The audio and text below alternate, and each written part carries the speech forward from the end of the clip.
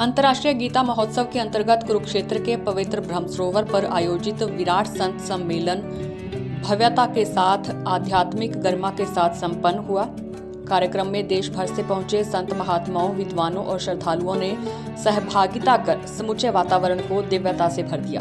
सम्मेलन में जूना अखाड़ा के महामंडलेश्वर स्वामी अवधेशानंद गिरी, गीता मनीषी स्वामी ज्ञानानंद महाराज, पूज्य शंकराचार्य महाराज, उत्तराखंड के मुख्यमंत्री पुष्कर सिंह धामी सहित अनेक प्रतिष्ठित संतों की उपस्थिति अत्यंत प्रेरणादायक रही।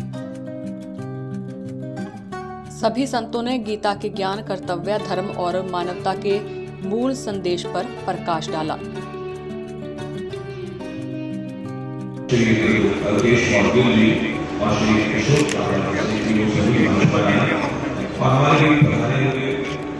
केंद्रीय मंत्री भारत सरकार श्री मनोहर लाल को एक शॉल जीवन गीत बनाए सभी, आओ गीता जीवन गीत बनाए सभी, आओ गीता जीवन के भाव में मिलकर गाए सभी, जियो गीता के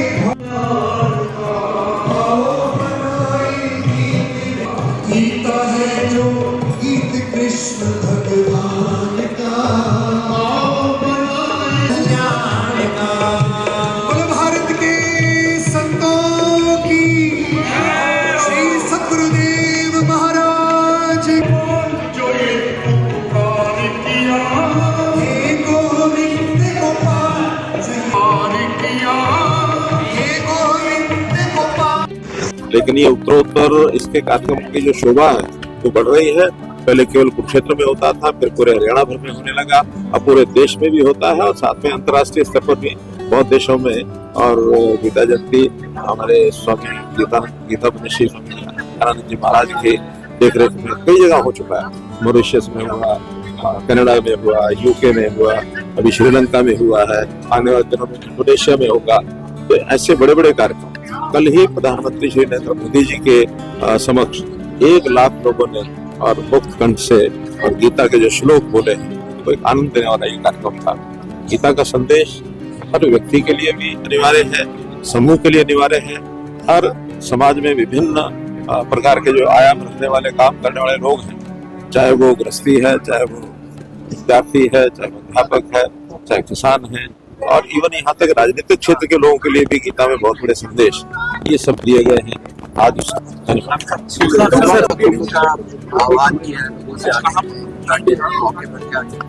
बड़ा शुभ अवसर है कि मैं अंतर्राष्ट्रीय गीता महोत्सव में यहाँ पहुँचा हूँ। तो पूज्य ज्ञानानंद जी महाराज जी और हमारे केंद्र सरकार के मंत्री और उस समय के हरियाणा के मुख्यमंत्री के द्वारा प्रारंभ किया गया। यहाँ आने से पहले कल हमने सभी अखाड़ों के पूज्य संतगणों के साथ बहुत लंबे एक बैठक करी और उनके सबके सुझाव दिए।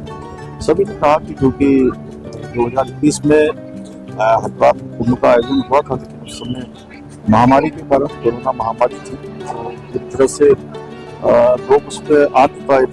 इस बार हम लोग उस आयोजन को बड़े स्तर पर करेंगे और उसको सभी व्यवस्थाएं सुनिश्चित करने के लिए सभी प्रकार से अच्छा कुंभ हो, सुरक्षित कुंभ हो, सभी के लिए अच्छा हो, सभी को मैं आमंत्रित करता हूँ। उसका कल तिथियों की घोषणा हो गई है और अब हम सब व्यवस्थाओं को आगे बढ़ा के कोशिश करेंगे। पूरे देश भर से सभी हमारे प्रमुख लोग जो है, प्रमुख संतगण उसमें प्रतिभाग करें, आए। और एक बड़ी समस्या देखने को मिलती है हमारे आसपास, जो आपने कहा ऑपरेशन काल में आपने चला रखा हुआ है, लेकिन इसके बावजूद जो है बड़ी संख्या में लोग साधु का वेश बदल करके धर्मी वहाँ पे पहुँचते हैं।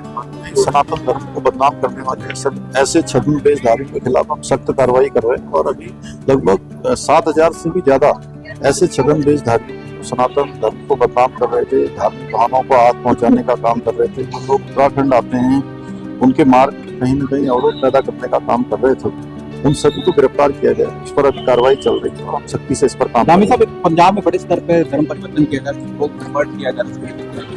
नहीं, देखिए, धर्मांतरण किसी भी कीमत पर नहीं होना चाहिए और हमने उत्तराखंड में धर्मांतरण का कड़ा कानून बनाया है और उसमें हमने उम्र कैद तक की सजा का प्रावधान कर दिया है। वहाँ पर 10 साल की सजा पहले होती थी। और तो जैसा आपने मनोज ने कहा कि माननीय मुख्यमंत्री को इसका संज्ञान लेना चाहिए वहाँ पर, और धर्मांतरण को रोकना चाहिए। मतांतरण धर्मांतरण किसी भी कीमत पर हमारे देश की संस्कृति में कोई स्थान नहीं। पहला राज्य बना उत्तराखंड में नागरिकता लागू को लेकर क्या कहेंगे? पहला राज्य उत्तराखंड में 2022 के आम चुनाव में हम हमारे प्रधानमंत्री आदरणीय मोदी जी के नेतृत्व में चुनाव में गए थे और हमने उत्तराखंड की जनता को वचन दिया था कि भारतीय जनता पार्टी की सरकार बनेगी तो हम उत्तराखंड में समान नागरिक संहिता का कानून लागू करेंगे। उत्तराखंड की जनता ने हमें आशीर्वाद दिया, हमारी वहाँ पर सरकार बनी और हमने अपना वचन निभाया। उत्तराखंड देश का पहला राज्य बन गया जहाँ समान नागरिक संहिता लागू होगी। ठीक है।